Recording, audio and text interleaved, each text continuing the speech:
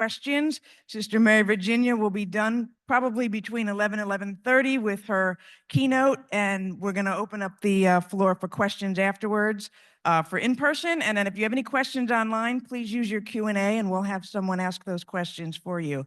I'm going to now introduce one of our co-chairs for the CNR Legacy Council, Rosa Napoleon, class of 1975, celebrating her 50th reunion. On? Can everybody hear me? Am I coming across? Okay. Good morning and welcome to the 6th installment of the Sister Dorothy Ann Kelly Enrichment Series. Dorothy Ann Kelly, OSU, was the president of CNR from 1972 to 1997. She was a visionary and leader and left her lasting mark on the entire CNR community. Her impact, however, was felt way beyond the College of Nurse shell, into the realms of higher education, women's rights, the Catholic Church at large, and the global community. On behalf of the CNR Legacy Council, I would like to thank you all for being here today to listen, to learn, and to share. Through sponsorship of this lifelong enrichment program that was kicked off in the fall of 2022, the College of New Rochelle's Legacy Council is striving to keep the spirit of CNR alive by paying tribute to the legacy of Sister Dorothy Ann Kelly. Today's program features Sister Mary Virginia Orna, OSU, who will be speaking on the topic, Across and Down and All Around, Confessions of a Peripatetic Nun.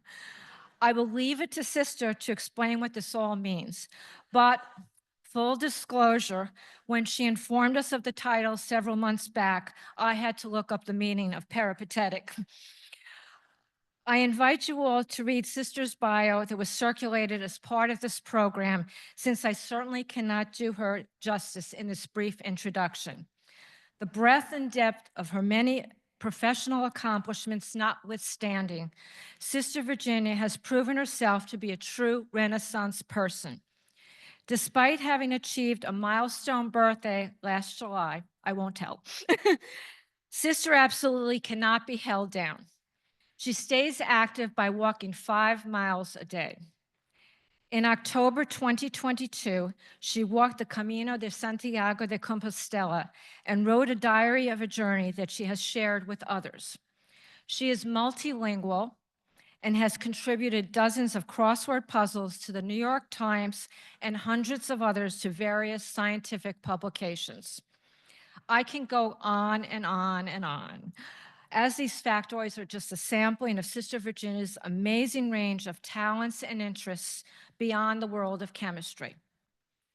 Many of us present this morning met Sister Mary Virginia as freshmen at CNR almost 54 years ago, living side by side with her in Mora Hall, where she was once one of the Ursulines assigned to a dorm. As we found ourselves away from home for the first time, we were very grateful to have Sister who was a much needed source of comfort and friendship in those first few months at CNR. For several of us, that friendship continues to this day. It is therefore especially poignant for me to do this introduction during reunion weekend, and in particular on the occasion of my 50th reunion. Please join me in giving a hearty welcome to Sister Mary Virginia Orna.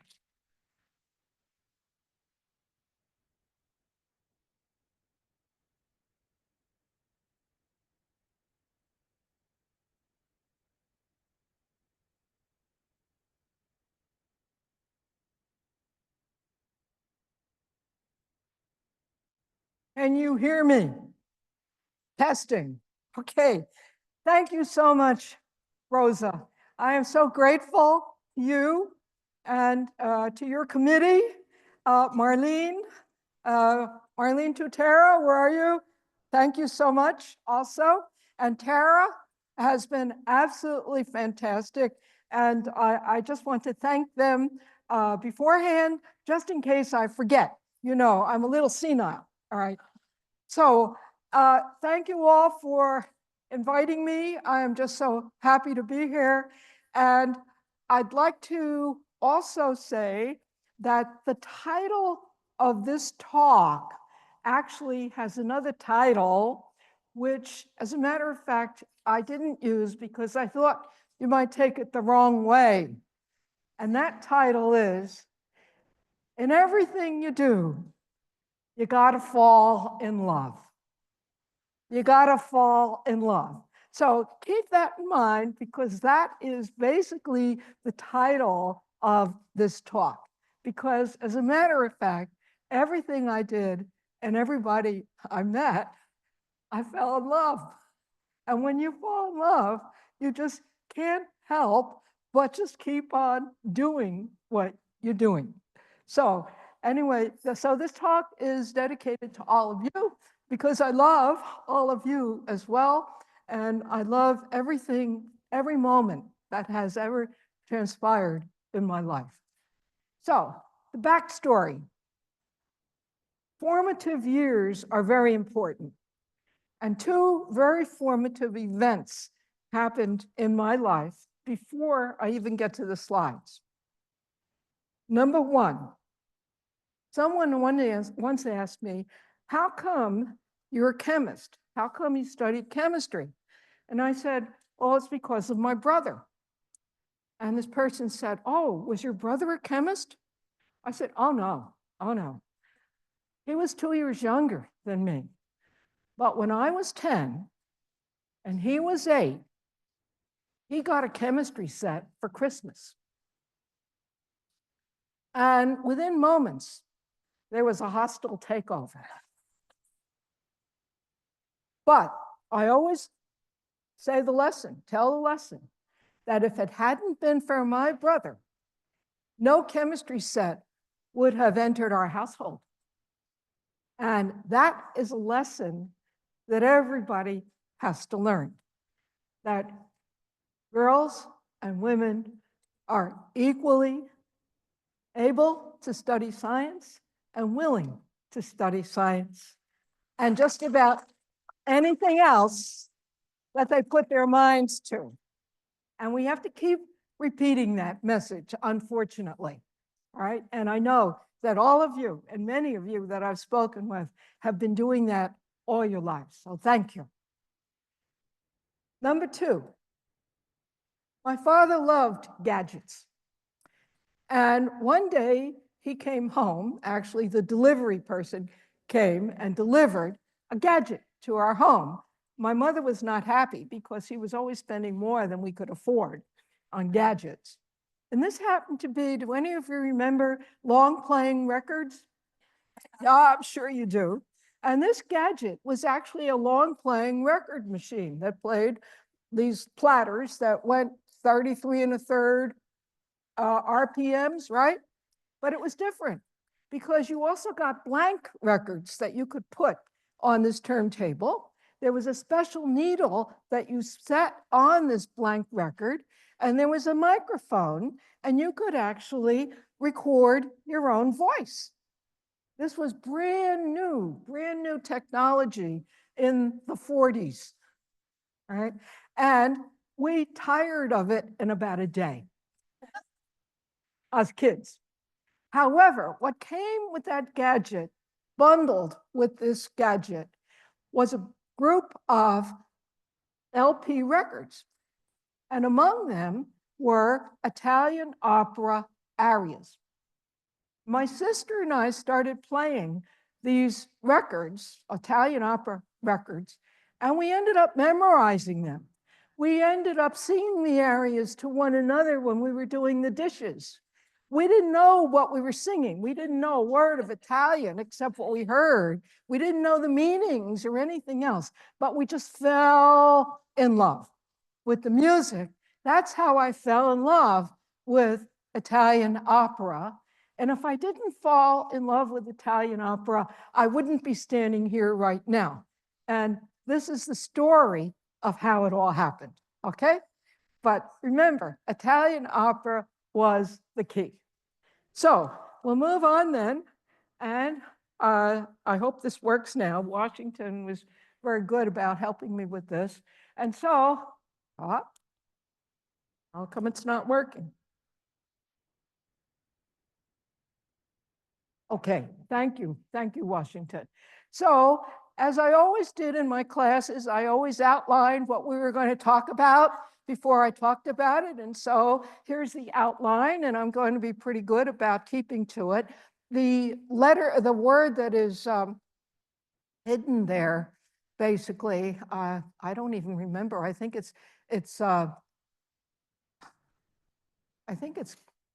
I don't remember what that word was that's hidden. Could we undo that? I don't know how to, I think it's chemical, but I'm not sure. All right, but at any rate, here is an outline of what I'd like to talk about. And the first thing that happened to me when I got to high school was a couple of things. Well, here again, why is it we can't, all right. Yeah, Pardon me? Nancy, can you help me out there, please? But I think it's chemical. It might be. I'm senile, I told you that. I wrote this a while ago, so. Oh, high school, thank you. High school revelations. All right, yes. Okay, so I got to high school and I discovered, thank you so much, Nancy. I discovered two things. I discovered the Latin language freshman year, and I fell in love. I just fell in love so much that I'm still in love today. And three of my favorite possessions here are my Latin books, Winnie the Pooh in Latin, Winnie Illa Pooh, and then two other books, Latin for All Occasions. You can even say in Latin what you'd like to do at the car rental counter, you know, and all kinds of things like that. And then Latin for even more occasions. So for recreation, sometimes I sit down and I figure out how to say all these things in Latin. And I just fell in love with Latin, went through it for 3 years, and I finished the book, usually the textbook, by the second or third week of classes, and then the teacher would just put me aside and let me do whatever I wanted because I had just gobbled it up, you know? You just do that thing. But then I got to my junior year in high school and I fell in love again. And I fell in love this time with chemistry. I mean, I just loved it, all the boom, bang, boom. And of course, I remembered my 10-year-old forays and how I ruined my desk when I was 10 years old. And I started doing the same thing again. It was awakened. And so by the time I got to college, I had to make a decision. What was I going to major in? Was I going to major in classical studies? And I know another person in this room was equally conflicted at some point. Or was I going to major in chemistry? My mother, very practical sort, just said to me, well, think about it. When you get out of college, what are you going to do with Latin? And I thought about it. And so at the end of my junior year in high school, instead of taking a 4th year of Latin, which I really wanted to do, I took 4th year mathematics. And I then went on to Chestnut Hill College in Philadelphia. I'm not a CNR graduate, unfortunately, but fortunately, I got a very good chemical education at Chestnut Hill. Why did I go there? Because the Sisters of St. Joseph of Philadelphia taught in my high school, and I happened to win their scholarship to Chestnut Hill, and that was the only way that I could afford to go to college in the first place. So I went to Chestnut Hill, and when I got there, I discovered not only chemistry, but also something I spent an awful lot of time at in the smoker of all things, and that was bridge. And my roommate and I played it so much that we actually entered a contest and we came out tops on the Eastern Seaboard in terms of college players of duplicate bridge. And I went on and played lots of bridge. And in fact, in my early years at CNR, maybe some of you remember that bridge was the thing there. And I would often be found as a fourth, for bridge at CNR. Well, I also, of course, majored in chemistry, as you can see, but then there was another love that also impinged upon my consciousness. I discovered the Sunday New York Times crossword puzzle. And I note here the sizes. Maybe some people are not all that aware of the sizes. They are 21 by 21 or 23 by 23. So they alternate weeks. And the 23 was always the harder of the two. But anyway, I used to spend a fair amount of time also solving the New York Times crossword puzzle. Now, this is an aside. When I finally ended up at the college and I was living in the convent at St. Teresa's, there was always a Sunday Times sitting in the community room. And I would kind of come in very early in the morning and I'd find the crossword puzzle and I'd solve it. And then some late rising person would come down and find the puzzle and say, somebody solved this puzzle already. And when they found out it was me, they said, you're a scientist. What? You're doing the Sunday Times? I said, experience, right? But at any rate, I started early. Anyway, now comes the story about grad school. This is where opera comes in. And this is then where the rest of the trajectory of my life gets formed. Grad school, majored in chemistry. I went to industry for a year. I worked in industry as a junior chemist. And I found out you're not going to go very far unless you get a PhD. You had to do that. So I applied to a lot of graduate schools, and I finally settled on Fordham. And why? Because I could commute from home. I lived in New Jersey, and because they offered me the most money, right? Very, very altruistic motivations.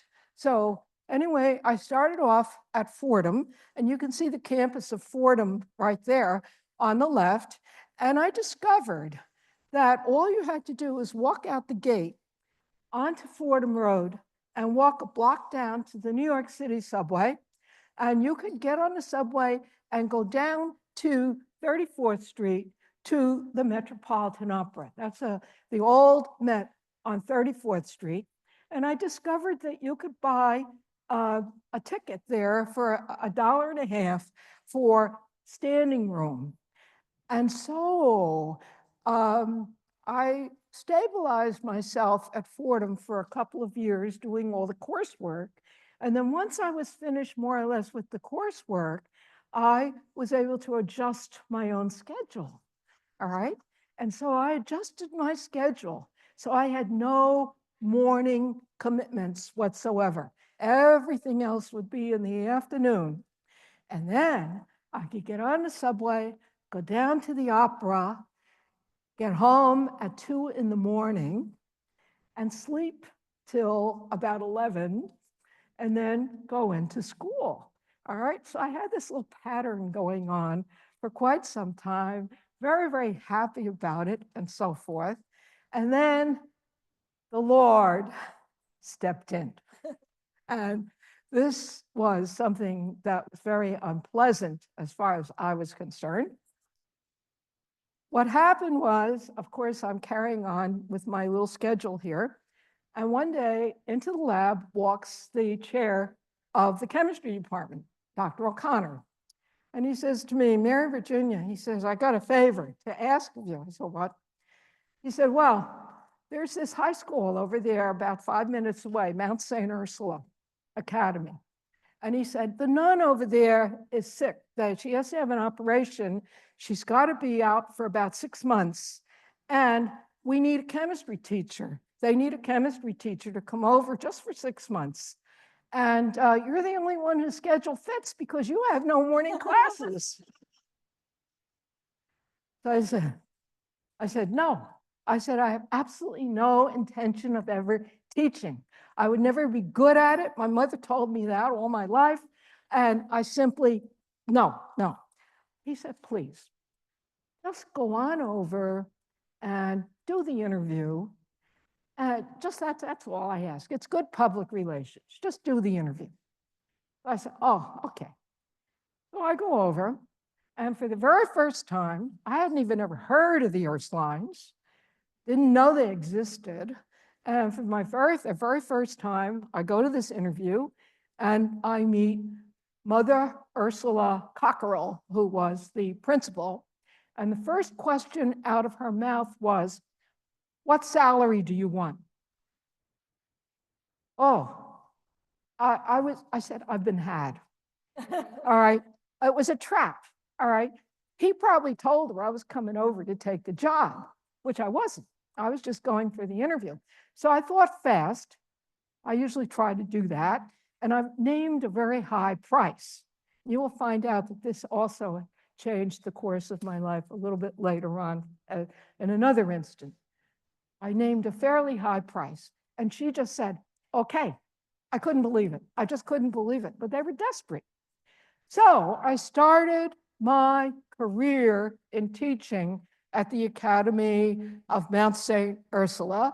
And I drove up that driveway every morning for the first 6 months at 7 a.m., commuting in from New Jersey, taught my courses, and then went over to Fordham. And my happy life of going to the opera a couple of times a week was blown out of the water. Well, after 6 months, they said, could you come back? We need you to come back because the school is doubling in size next year, and we need another chemistry teacher. Would you please, please, please? I said, okay, but by this time, I was beginning to like it. I was beginning to fall in love.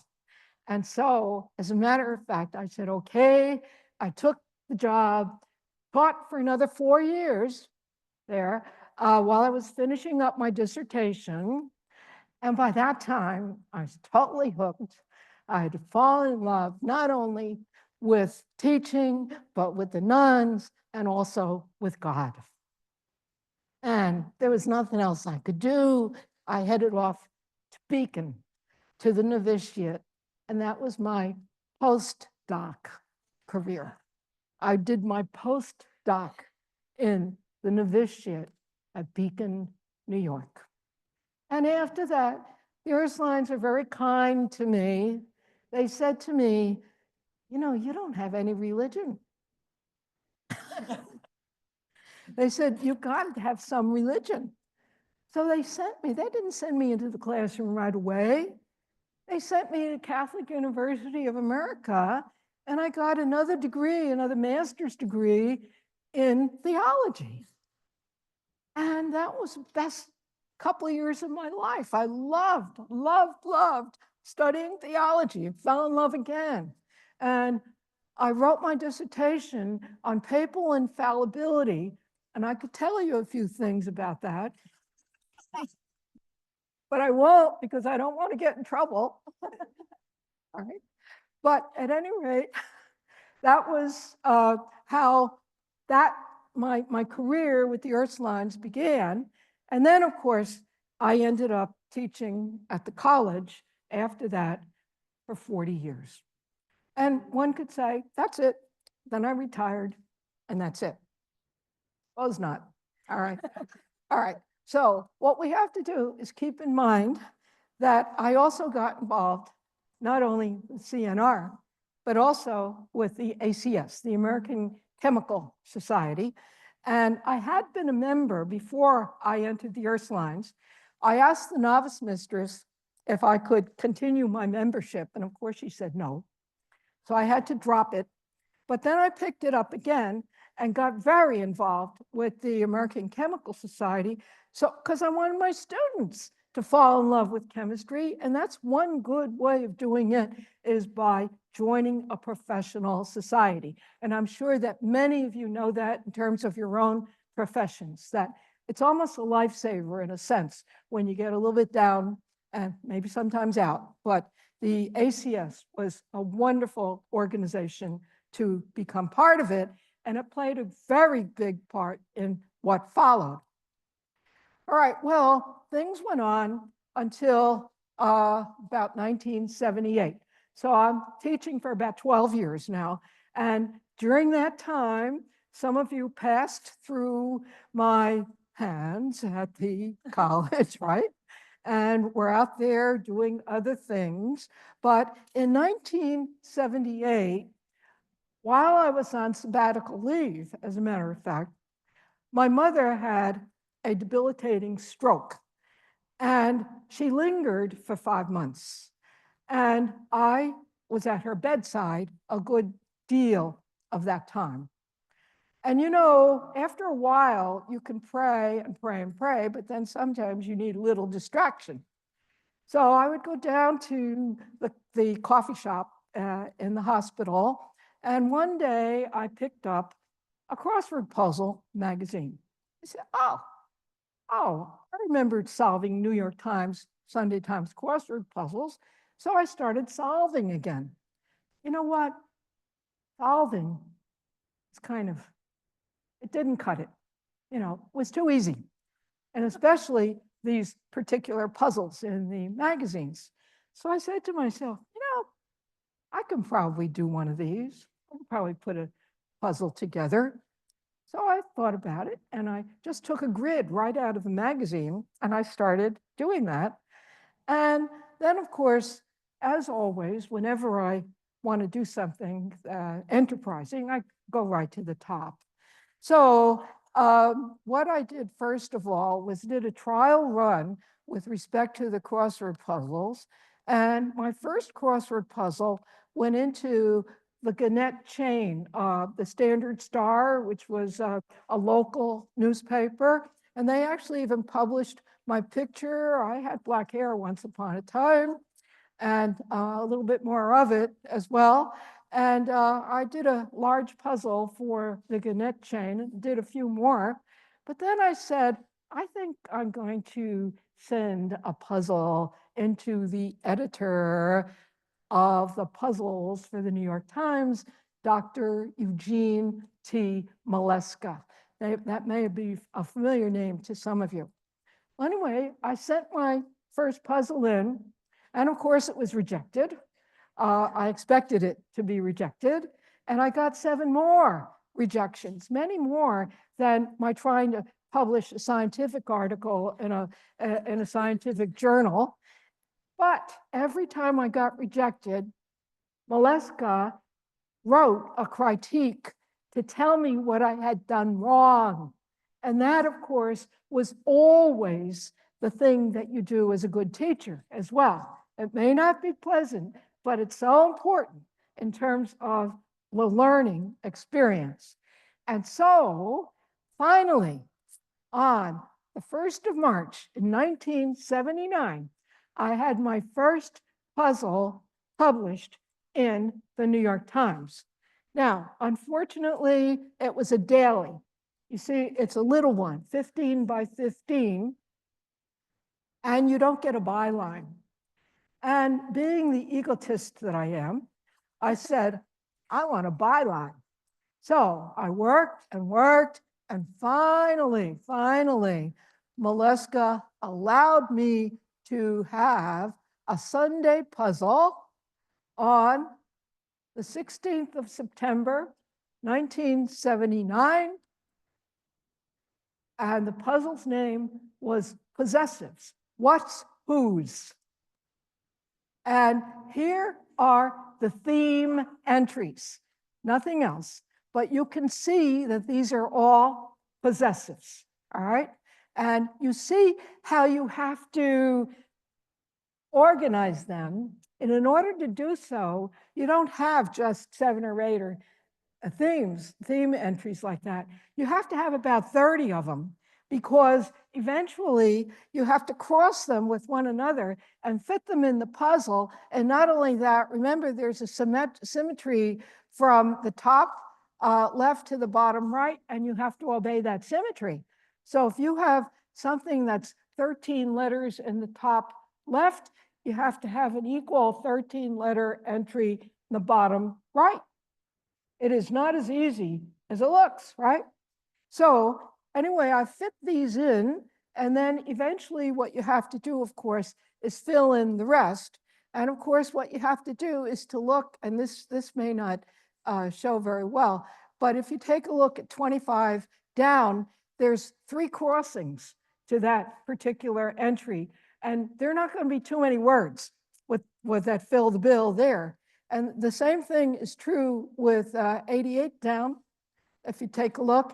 And so those are the parts of the puzzle you pay attention to first, and you have to fill those in, and then you can do the easy part. So eventually the puzzle got filled in, but before I want to do that, I want to say the other thing that's really tricky is making your definitions, like how you write your clues to these entries. So here are the entries, and the question is, well, how would I write these clues? And for example, Cleopatra's Needle, if any of you have been to London, what you know, of course, is that it's an obelisk right on the Thames, right? And it's called Cleopatra's Needle. So I could define it that way. Christina's World, you've all been to the Museum of Modern Art, and you know, and it's an Andrew Wyeth painting, all right? So you can do that, but that's not entertainment. And one of the things you find out when you start to do crossword puzzles, you're right into the entertainment business, just as you are when you're teaching, right? Okay, you're in the entertainment business. So what did I do with Cleopatra's Needle?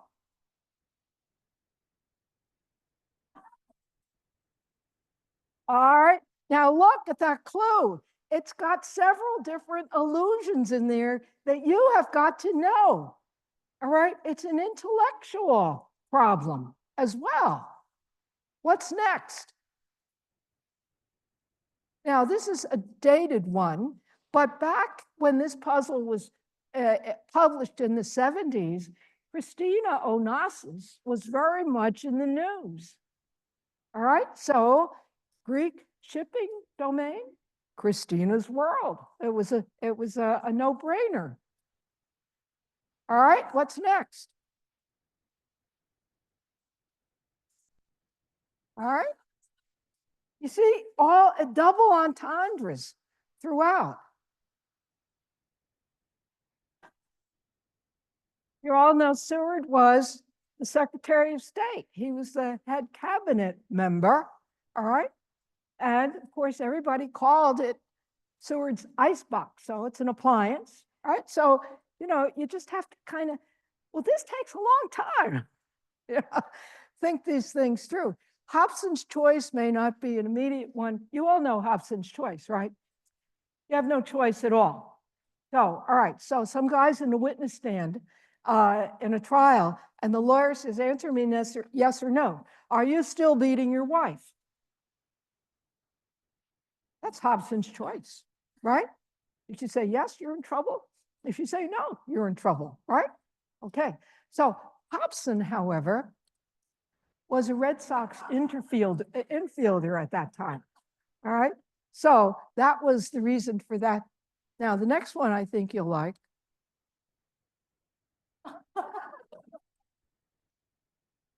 All right, good old George Washington went to visit Martha, all right? How about Alice's Restaurant? Okay. Well, the Beggar's Opera actually was the basis for the Three-Penny Opera. And you had to kind of know that, all right? And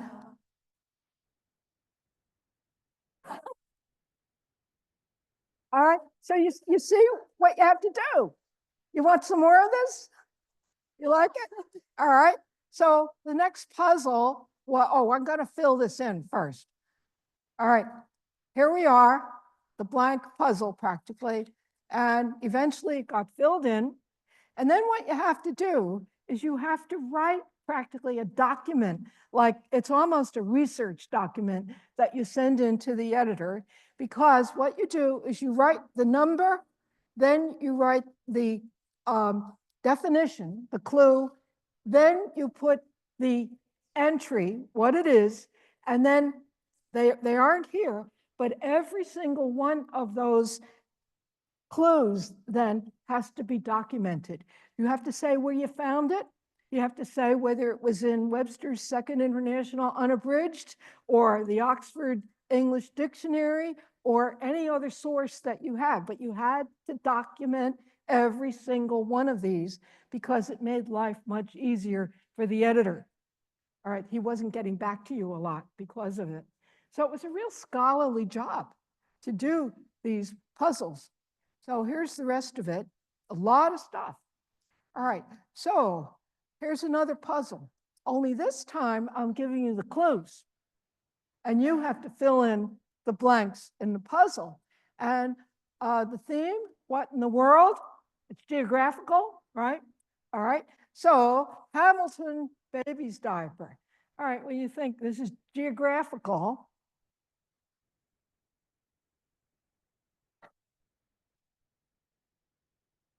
All right, some diapers are triangular. I'm sure you all know that, or many of you know that. All right.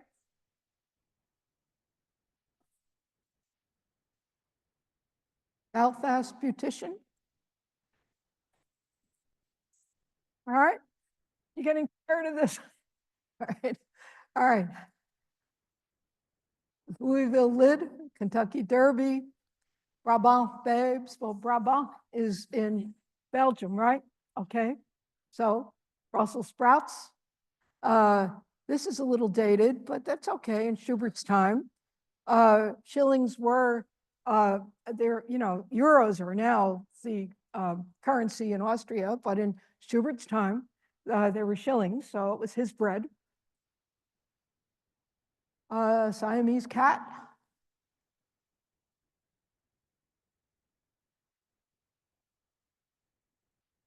All right, the Mariners, Seattle Mariners, right? Moss Hart was a playwright, remember? And this one you might like. All right. If people know that a bull is a papal edict, of course, they have to know that. So this is one more. All right, and this is the filled in puzzle again. And now we have Latin rhythms. Latin rhythms, ta-da-ta-da-ta-da-da, hit song of 19, what is it, 34? Are there, okay. By the sea, by the sea, by the beautiful sea, right? But now you get it, Latinisms, right? So we do Latinisms for every single one of these. So hit song of 1931, Dancing in the Tenebrosity. Carousel finale, You'll Never Ambulate Alone. Foster favorite, My Old Kentucky. All right, Cole Porter hit, I've Got You. And finally, I'll see you in my. Now, interesting thing, and take a look at all of those entries, and every single one of them contains 23 letters. And therefore, when you put them in the puzzle, they take up the whole width of a 23 by 23 puzzle. Now I'm showing you what I did to fill in some of the trouble spots of that puzzle. And then, of course, then you have to fill in the rest of it and write the rest of your clues. All right? So there it is. Well, anyway, this went on for 10 years, 1979 to 1988. And here are the statistics. And if any of you want to scan that code, get out your phones and scan the code. And what you'll be able to do is to get this website, and you will find all the rest of my New York Times puzzles. And it turned out eventually, and you can see the listing here from 1979 to 1988, how many were published. And I had 18 Sunday puzzles published and 10 daily puzzles in that 10-year period. And then, guess what? That was a flash in the pan. That was the end of my New York Times puzzle career. Why? Why? Because I went on to better things. All right. Now, when you go on, now, of course, people ask you, how much do they pay you? Do they pay you anything for a New York Times puzzle? Well, a daily puzzle in those days, they paid you $15, $15. And a Sunday puzzle, you got $100. All right. So basically, the pay was about 10 cents an hour. And it was to keep it a hobby. It was a hobby, right? And the pay kept it a hobby, right? So I went to an American Chemical Society meeting at one point, and I had to put a few puzzles into some of their publications. And the publisher of international scientific publications came up to me at the meeting, and he said to me, how much do you charge for a puzzle? Well, I didn't charge anything, all right? But I thought fast. Remember, I always have to think fast. So I thought fast, and I said, $450. He said, great. He said, I have 4 publications, and they each come out monthly, and I would like you to produce a puzzle for each month for each of the 4 publications, for the year. That's 48 puzzles times $450, right? Whee, this is now a cottage industry, right? Well, anyway, I started and had a lot of fun doing it and did things like, there were only 15 by 15s. I had numerous themes because all I had to do was take it from science. So I just take some of my lecture notes and I pull out one topic and I do a puzzle on that. Infrared spectroscopy. Then I do another one. This is lab humor. It's called lab humor. Then I do another one, say, on chemistry of color. Then I do another one on analytical chemistry. Then I do another one on, say, astronomy, stars, or something like that. How to be scientific, all right? So very easy to find themes, whereas I was running out of themes for the Sunday puzzle. So that's hard. But this was made to order. The only problem is it wasn't a hobby anymore. It wasn't a hobby. And so I felt under the gun. I had to produce each time, every month. I had to worry about deadlines. So I was a victim of my own success. And so I gave up. I didn't do puzzles anymore. I decided to go on to a few other things. And that's where we get to the peripatetic part of this talk. So I'd just like to share with you a few anecdotes first about the puzzles. And one was when my puzzle came out July 20th, 1980, the What in the World puzzle. I happened to be that Saturday evening in the hospital. And actually Sunday evening in the hospital waiting for thyroid surgery. And I got a phone call, and it was my surgeon, Dr. Zellinger. He called me up, and I said, oh, thank you for calling, Dr. Zellinger, for checking up on me. He said, I'm not checking up on you. He said, your puzzle was here in the Sunday Times today, and I want to know the answer to 90 down. I said, Dr. Zellinger, and you're going to be slitting my throat tomorrow morning? I said, I can't tell you because I submitted that puzzle months and months and months ago. And I have no idea what 90 down is. So I was in deep trouble the next morning. Then November 29th, 1981, I happened to be on tertianship. I'll explain that a little bit later, but it's a year in Rome. That's one of the great perks of being an Ursuline, you know. All right, so a year in Rome for spiritual renewal, and I'm being spiritually renewed sitting in a coffee shop in the Piazza Esedra, which is now the Piazza della Repubblica, reading the International Herald Tribune. And don't I find my puzzle, Split Personalities, published in the International Herald Tribune. And I found out that what they do is whatever Sunday Times puzzle comes out one week, and the next week they publish it again in the International Herald Tribune. And not only that, they do not pay you. All right, they steal it. All right, and I felt bereft. But I open up the paper, and there I am sitting in Rome, and there's my puzzle. All right.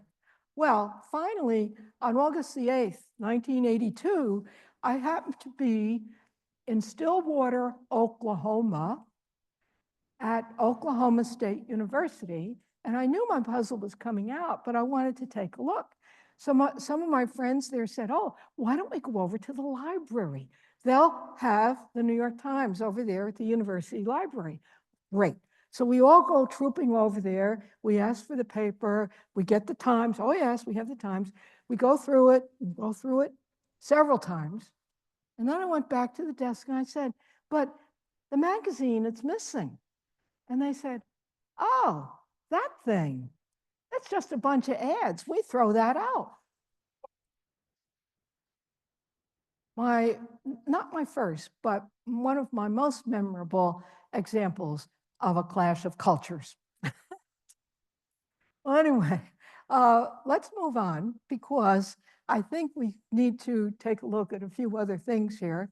So I'm going to back to 1972 because Sister Mary Jane played a large role in my life because she said, you know, a lot of my art majors, they really have to take a science course and they end up in biology. And biology doesn't do very much for art majors unless you're going to do human anatomy, and they don't do human anatomy in these biology courses. They do insects. So she said, why can't you devise a chemistry course that my art majors might be able to relate to?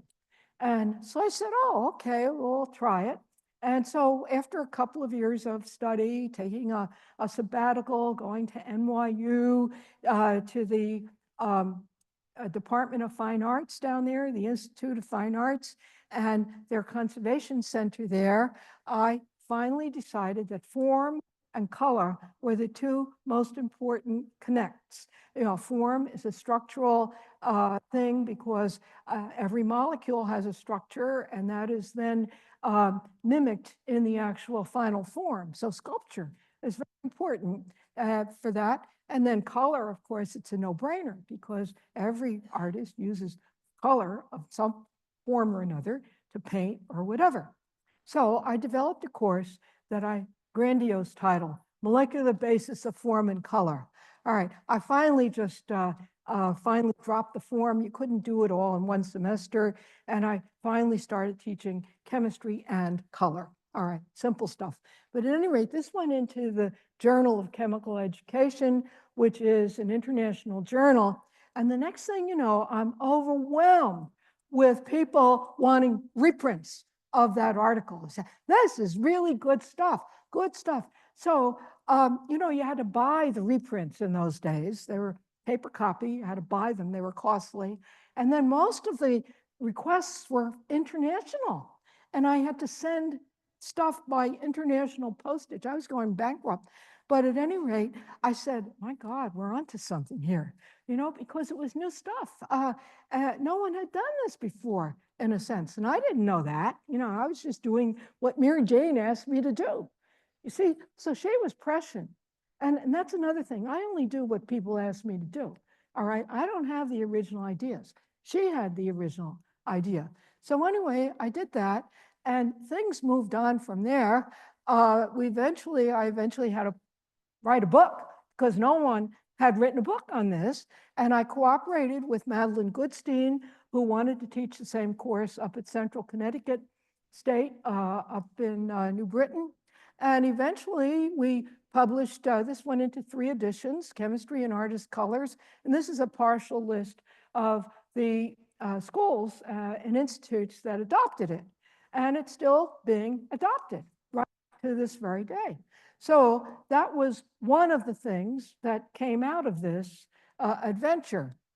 But another thing that came out of it was my association with Tom Matthews, because I was taking a course in chemical microscopy, learning something about that in terms of how to deal with, say, medieval manuscripts, because that was what we were working on at the Institute of Fine Arts. And Tom sat down next to me at this course, and I introduced myself, and he introduced himself. Turns out he was a faculty member at the Institute of Fine Arts, actually an Armenian manuscript scholar. And he found out I was a chemist. He said, wow. He said, you know, we want to know what's in these manuscripts. And the only way we can find out is by doing analysis. He said, and you're a chemist? You can do analysis? Well, that was a marriage, but made in heaven. And the 2 of us ended up actually traveling around the world to find manuscripts, because they don't come to you. They have to stay where they are.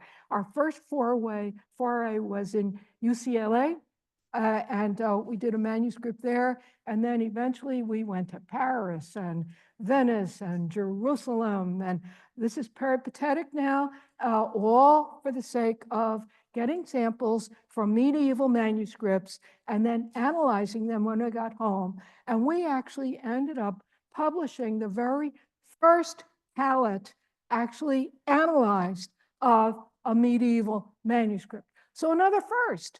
And again, this is all documented in the multi-volume pigment compendium, and we are still the published references that are always cited when it comes to the colors in medieval manuscripts. And this goes back many, many decades now. So anyway, we got ourselves into going to the British Museum and various other places, as I mentioned here.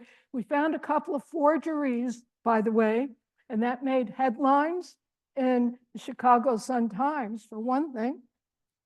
And we eventually had a show at the Morgan Library of the pigments that I analyzed, plus the manuscripts that we analyzed, and it was all put into a book, a monograph that was written by Tom and also the curator at the Morgan Library. And so we ended up with here's the cover, and we had pigment palettes of 24 Armenian, 9 Byzantine. I'm not going to go through that. These kinds of manuscripts. Then we did exhibitions of the manuscripts at the Morgan Library and at the Walters Art Gallery in Baltimore. All right, so you see how it all just kind of grew and grew and grew. And so additional books developed then on color, the chemical history of color in 2013. And then, as you can see, in 2022, I call this my COVID book because I sat down for 2.5 years and did nothing else but write the book. And you'll see it over here. And if any of you would like a copy, some of you wanted to get it last year and didn't get a chance because you ran out. So this is my commercial break. All right. All right. So, and I know I've reserved a couple for some of you who've already asked. So at any rate, then what happened was, on the basis of all that, I ended up doing archaeological chemistry research, and then ended up, as predicted, publishing a book on archaeological chemistry in 1996. And then 2 of them, 2020 and 2024, archaeological chemistry. The latest one just came out in December 2024. And so it just kind of kept growing and growing. This is what happens when you fall in love, all right? So anyway, then I wanted to bring up a little bit about tertianship because I mentioned, if you remember, that tertianship was spiritual renewal in Rome, a nice year of spiritual renewal, but I decided to do something else besides. And I decided I really wanted to learn Italian, finally. And so I would take that opportunity because I knew a lot of Italian operas by heart, but I didn't know what some of them meant. I knew Latin very well. It was kind of like a no-brainer. So I decided I'd try learning initially by trying to construct a few crossword puzzles in Italian. And as a matter of fact, here's the issue where on the front page, I had my first Italian crossword puzzle published. And there's a big problem with Italian crossword puzzles because, as you know, most words in Italian end in vowels. So what do you do with the bottom of a crossword puzzle and the right-hand side? It's pretty difficult, all right? But at any rate, this was something that wasn't exactly spiritual renewal, but anyway, that was one of the things that I did on tertianship. And then, of course, I wanted to mention, when you keep seeing that cover, that this is the book Across and Down, written by Eugene Maleska, and he gives me a full-page biography in the book, classified as an A1 Pro. So I thought that was pretty nice, that he did that. All right, so we're getting towards the end, and it involves a course at the college called History of Science and Mathematics. Now, why did this course start? Because the college decided to close down during the January intersession, and it wanted us as faculty members to be creative about developing a course during that intercession that students could take. And so I got together with Mary Margaret Grubbs, who probably none of you know because she came much later to the faculty, the mathematics faculty, and we developed this course. And what we did, of course, it was January intercession. We got a funding available through Title IX for enrichment for underrepresented students. So we decided we would use this money to take these kids who had never been out of New York State, actually, and take them to the British Isles.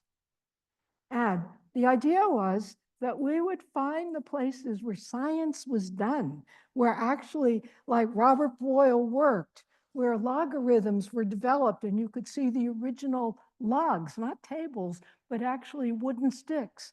And you could see the first calculating machine in the Science Museum in London. So it was 2 weeks in London in January, visits to these places where the science was actually done.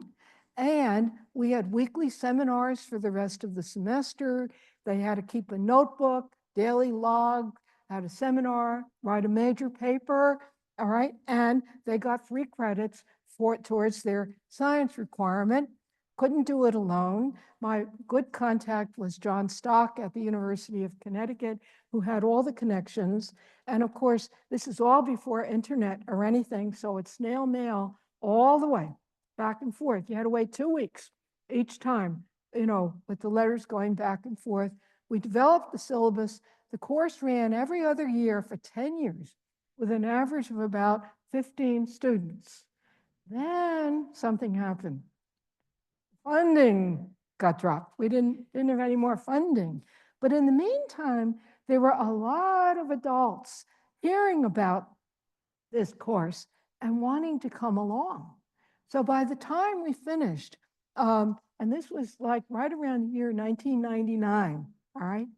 We had more adults coming along than students on these trips. And so what happened was the students dropped out. There was no more funding for that. The adults wanted to keep going, but they said, can't we go other places than London or Scotland? Because, you know, we've been there, done that. So we developed what I call the history of science history study tours, which we did from 2002 up right until COVID. All right, and that's what, again, blew us out of the water, was COVID. And we went to places like, as you can see here, the continent, Russia, Peru, Iceland. What's pictured here is Marie Curie's actual lecture hall, the bottom photo, where she actually lectured. In fact, the writing on the board we thought maybe could have been hers. And then the building, and also the building where she did all her radioactive work, which is still off limits because it's so contaminated. But we went to so many other places. Upper left-hand corner, the actual compounds that Alfred Werner, Nobel Prize winner, discovered coordination compounds. And those are actually in his handwriting, the compounds that he actually discovered. Next, on the left-hand side, you'll see me over there on the left, sitting next to me, behind me, is a gentleman by the name of Heinrich Zollinger. And Heinrich was a member of the guild, you know, the ancient guilds that they had in Zurich, Switzerland. He was a faculty member at the Swiss Institute of Technology, but also a member of that guild, which was a hereditary thing. And we got to have a banquet in the guild hall. That's where we are. You don't get in to even get to set foot in the guild hall, let alone have a banquet there. But because I knew Heine, and there's another story behind that. Then, of course, we had Elizabeth Walpel from the Deutsches Museum lecturing to us there in Munich, and Roland de Dunke, with whom I co-authored another book on Karl Auer von Felsbach, the first inventor of the electric light, who is overshadowed always by Edison, but Auer von Felsbach got the first patent out on the electric light, and he has a museum in his honor in Althofen in Lower Austria. And to lots of other places. We went to Mendeleev's laboratory over there on the left in St. Petersburg. Top right, the original battery that was constructed by Alessandro Volta, from which we get the name Volt, the unit. And that was, of course, you now know how that was transformed. And then the Silk Educational Museum in the bottom.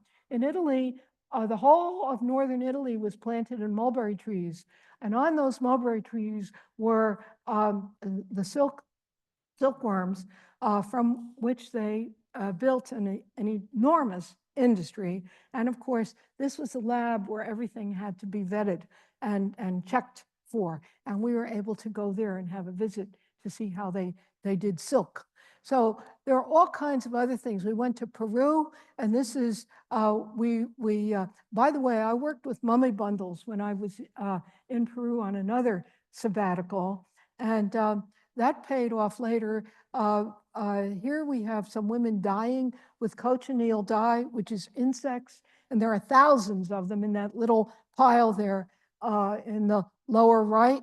And they are females because only females produce the dye, because it's a toxic substance that protects their egg sacs from predators. So that's the reason for that dye. And then we actually, I forgot to mention, I had a Fulbright fellowship in Israel, 1994, 1995, and I taught at Shankar College of Engineering and Design, also the Weizmann Institute and the Hebrew University. And by the way, I was pretty good in Hebrew. I learned a lot of Hebrew when I was there in self-defense, actually. And I learned how to write it. By the way, they have a cursive. You never see the cursive unless you're over there. And of course, they go from right to left, which was right up my alley because I'm left-handed. I could finally see what I was writing without smearing. I loved it. But anyway, so I was there for a while. And then my experience with mummy bundles, which actually was done at a sabbatical at UCLA, eventually led to my being able to analyze the textiles that were excavated from Masada in Israel. And we found out that the textiles were actually part of King Herod's wardrobe.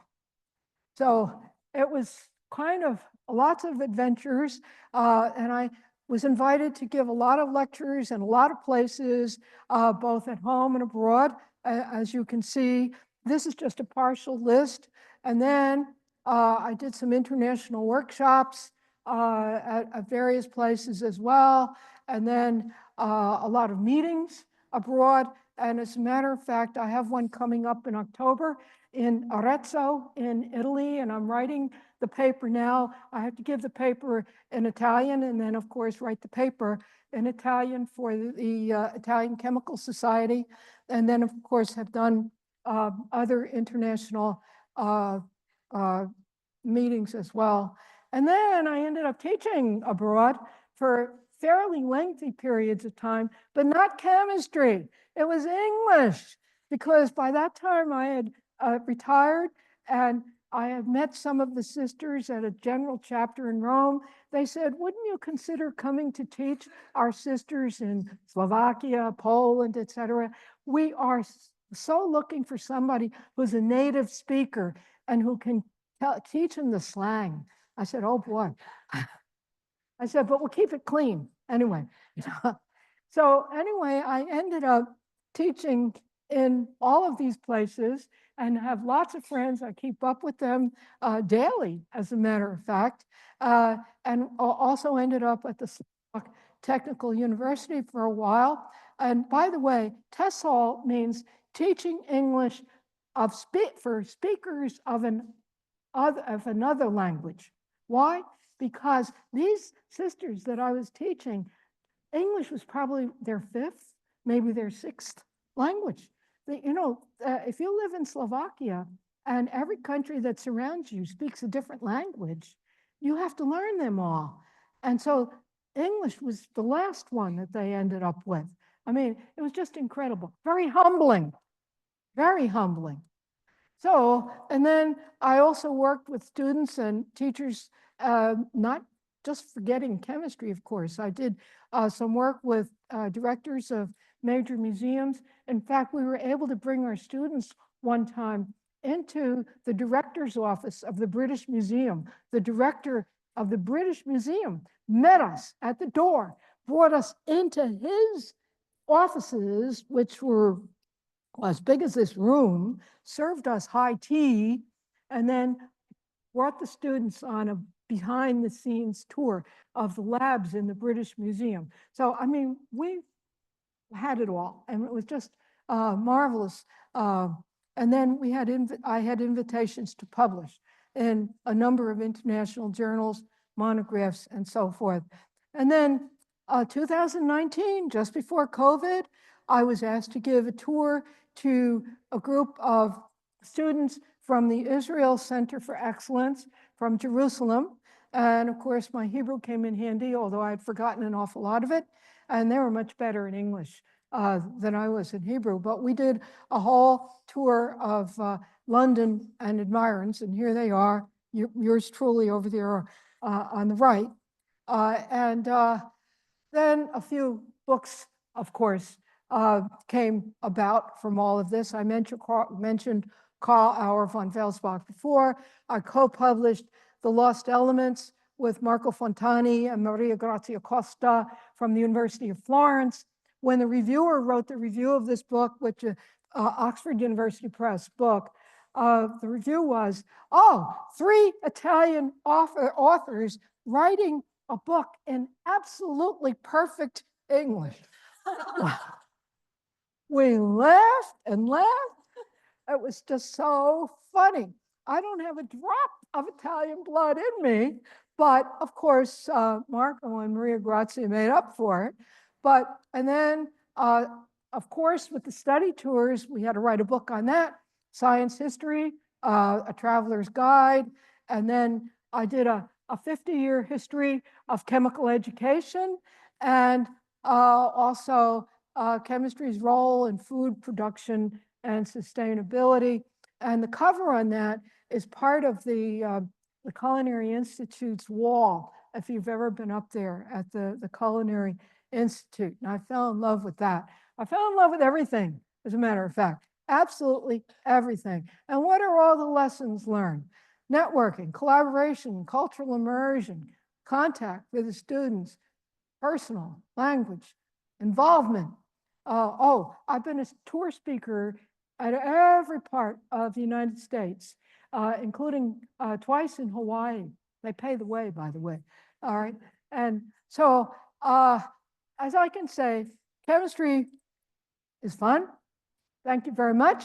But I thank you, especially all of you, because you were my laboratory. I practiced on you. So thank you all so very, very much. And again, special thanks to Rosa, Marlene, Tara. Is there anybody I'm forgetting? Pat Keegan. Pat Keegan. Where's Pat? Pat. Okay, I'm sorry. Okay, and Pat Keegan, because you were the engineers that started all this. And I hope I haven't been talking too long. I hope that there are still some questions that I've left unanswered. But remember the theme, fall in love. Because if you fall in love, everything is downhill from there. Thank you.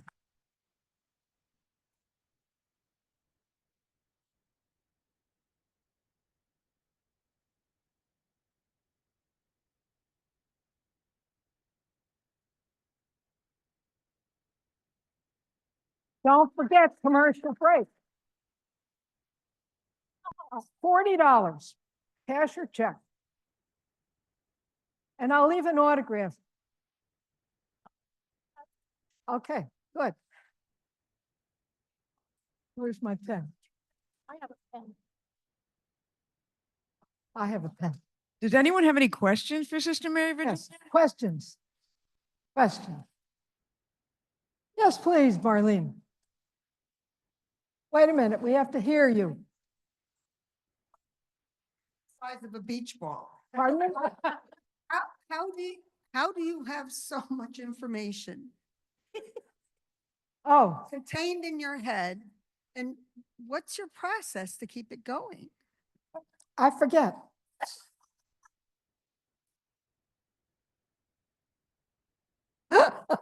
Sorry, I'm in the entertainment business. I think you should have a stand-up tour. That's all. I'm a stand-up comic. You didn't know that. Who never made any money. Except for that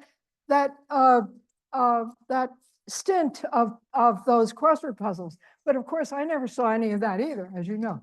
Sister, you didn't even mention all your work with high school chemistry teachers. You were nationally known for that. How come you didn't mention it? Because I want to be invited back. This only touches, this is only the iceberg, the tip of the iceberg.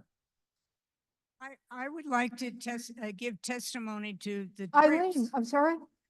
I want to give testimony to your wonderful trips. I went over a period of 20 years. I went on 10 of them. Yes. They were fabulous because it wasn't your regular Perillo tour. You know, we did the things that were around, but we also visited all kinds of universities. And then she would invite like the British Museum. We had tea with the head person and we were always treated as, you know, special guests. And the best thing was that we came along. Most of the people were chemistry teachers. I had nothing to do with chemistry, but I met Sister at the college, and when somebody came to talk about stained glass, and then we were going over. You were going over to England and York Minster Cathedral, and I went on that first trip and then you're sunk. But there was always a little group of ragtag people like myself that didn't have anything to do with chemistry. And we learned, so it wasn't overbearing, you know, it was just certain museums and things that we added on, but they were all wonderful. Well, thank you so much, Eileen. And I wish we could talk them up again, but COVID brought an end to these study tours. We had been planning on Altamira in Spain because we did, one of the tours was southwestern France, and we went to the caves there, like Lascaux and Rouffignac. Rouffignac you could actually get into, and so forth. And the Paleolithic caves. So these were some of the wonderful things that we ended up doing. But by the time COVID was over and you could begin to travel again, which actually wasn't until 2022. And then, oh, Pearl, thank you for coming. Yeah, okay, and 2022, you have to plan these tours at least 2 years in advance. So by the time we would be able to get on the road again would be last year, 2024. And by that time, most of the people in the group weren't able to travel anymore. You know, they were having trouble with walking, or many of them had also passed away in that time. And so the group kind of dispersed. I'm still in touch with everybody. And as you know, Eileen, whenever somebody passes, I send notice to everybody else in the group to pray for that person. And I also keep in touch with those who are in hospitals and so forth. Sir? I have a question about how you squared approvals, getting approval inside the order, your religious order, and all of the things that you're doing. Political stuff did you have to do to get all those approvals? Adore, right? Yes. Oh, Adore Flynn. Yes. Okay, that is a very astute question. Better left unanswered. No, I think, you remember that there was I think it was a show called The Unsinkable Molly Brown. Remember that? Well, they kind of knew that I was unsinkable. So they just said, let her go. Well, the thing is, Adore, that everything I did was self-supporting. I wasn't, in fact, I was making money for the order in many instances, all right, with the crossword puzzles, for example, and so forth. And everything else was self-supporting.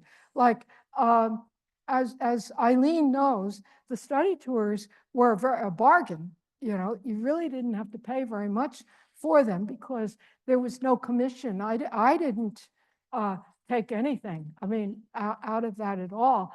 And then if we had some money left over because I had calculated, say, the exchange rate or something, I sent money back to people. If there's any money left over, I sent it back. You know, but it didn't cost the order anything. It also it never took me away from my duties teaching. I was always on deck, right? And so, you know, there was no reason for them to, and they knew I was entirely trustworthy after I managed to get through that nice little marriage with Tom Matthews, traveling all over the world. They let me actually go to all these different places with this gentleman. And that was fine, all right? I mean, I thank the Ursulines for being so broad-minded. You know, they really were. They were very, very good to me. Pardon me?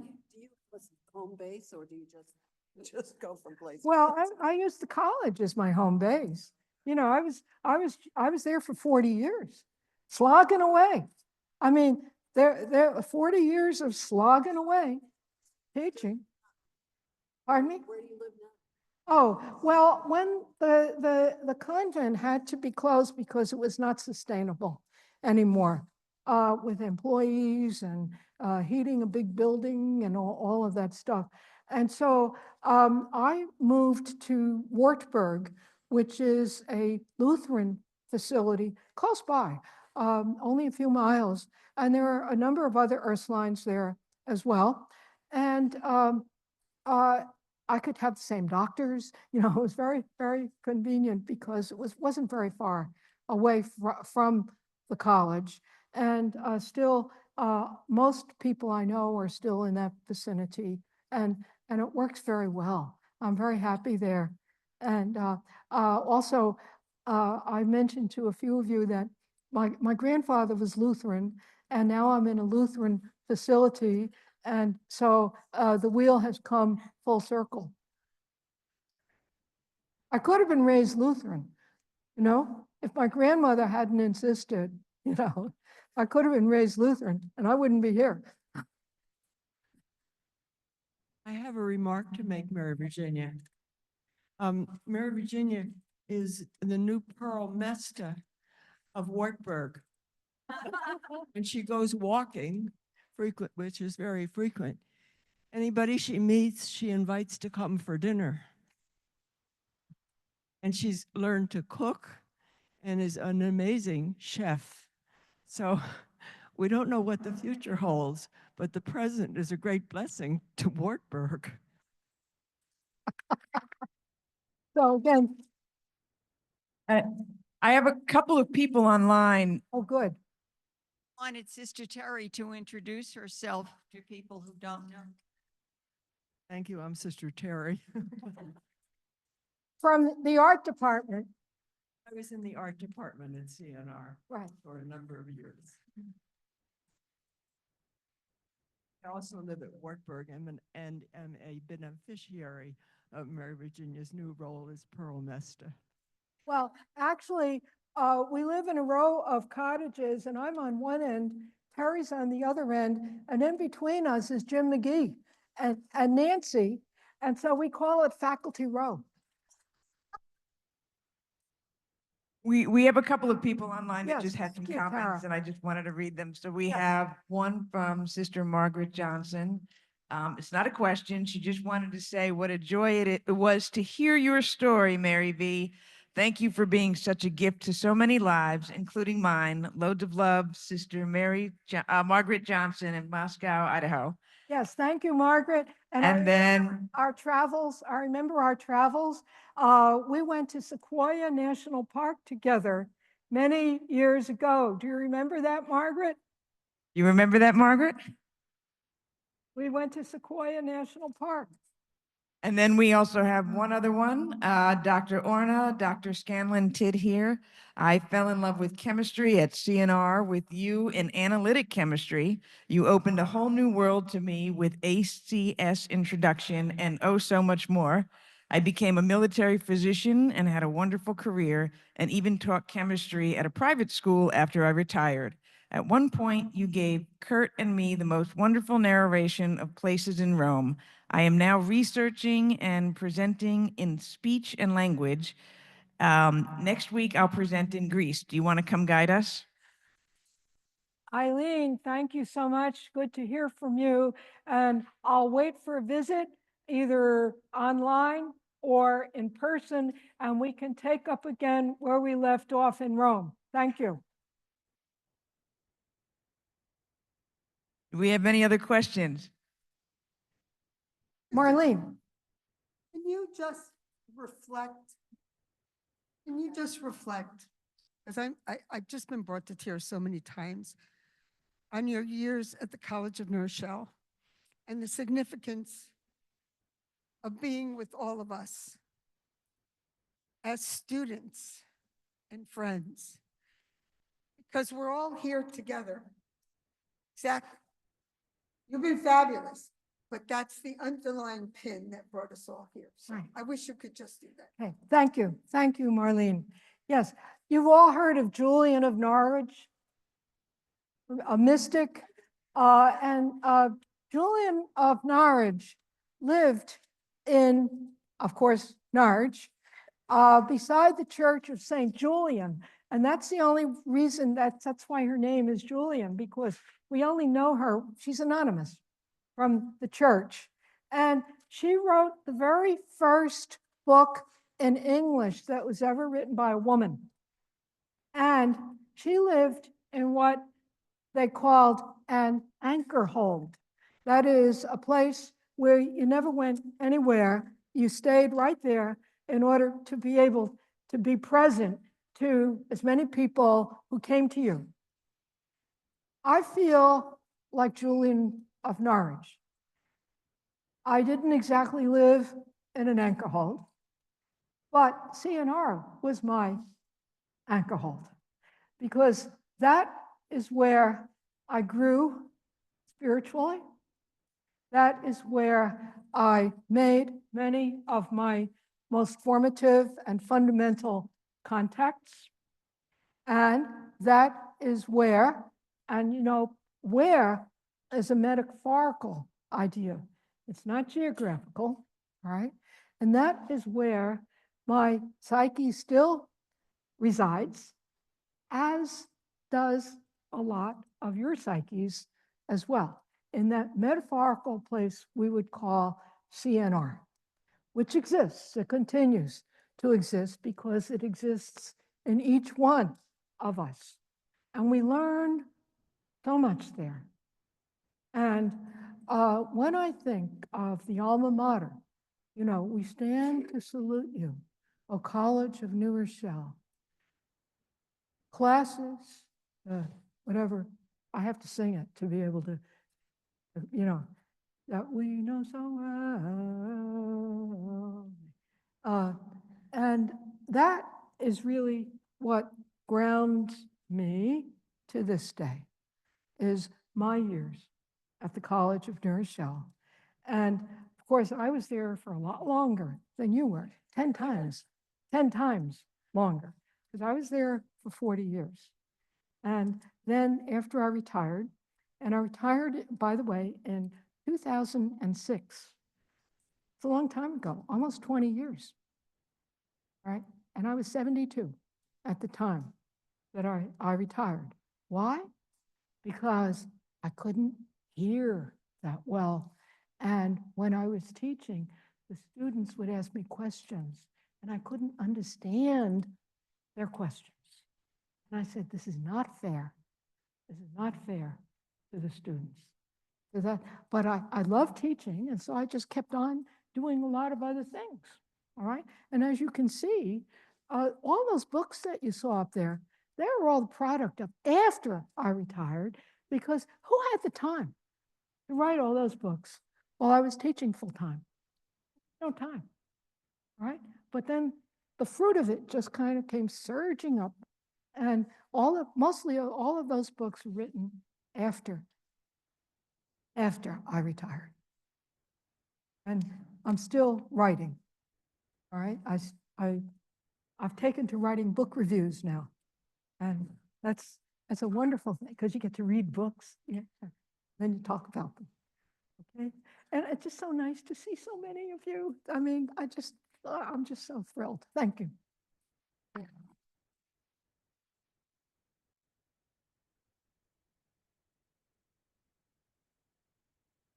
So if anybody would like a copy